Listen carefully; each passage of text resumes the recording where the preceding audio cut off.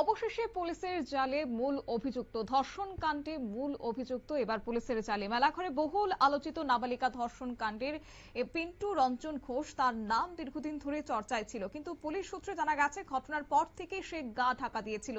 দীর্ঘদিন গ্রেপ্তারি না হওয়ায় সাধারণ মানুষের মধ্যে নানান প্রশ্ন তৈরি হয়েছে, ক্ষোভের সৃষ্টি হয়েছে। তবে ধনপুর বিধানসভা কেন্দ্রের বিধায়কের সামাজিক মাধ্যমে অভিযুক্তের এক ছবি প্রকাশে যথেষ্ট প্রতিক্রিয়া সৃষ্টি হয়েছে জনমনে। তবে পুলিশ সূত্রে এও খবর যে নীরবে তদন্ত চালিয়ে যাচ্ছিল পুলিশ প্রশাসন এবং অভিযুক্তের গতিবিধির উপর নজর রাখা হচ্ছিল। অবশেষে একটি গোপন সূত্রের ভিত্তিতে মেলাঘর থানার পুলিশ বিশেষ দল নাকা চেকিং এর সময় আগরতলার দিকে পালিয়ে যাওয়ার চেষ্টা করেছিল গাড়িটি, এবং সেই গাড়িটিকে আটক করা হয়। তল্লাশি চালাতে ওই গাড়ি থেকে মূল অভিযুক্ত পিন্টু রঞ্জন ঘোষকে গ্রেফতার করা হয়েছে। শুনুন কি উঠে আসছে পুলিশের বক্তব্য।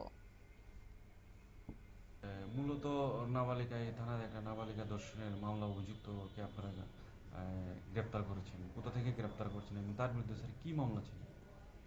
আজকে আমাদের কাছে আমাদের বিভিন্ন সোর্স মারফত আমাদের যে খবর আসে, সেই খবরের ভিত্তিতে আমরা মেলাঘর পিএস কেস নাম্বার 33/2026 একটা পক্সো কেস হয়।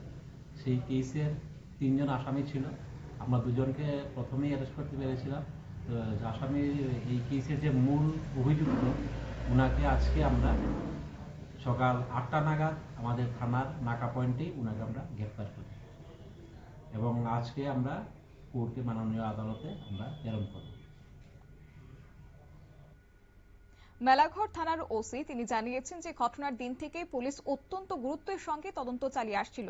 তদন্তের স্বার্থে কিছু আইনি ও কৌশলগত কারণে সময় লাগলেও শেষ পর্যন্ত অভিযুক্তকে গ্রেফতার করা সম্ভব হয়েছে।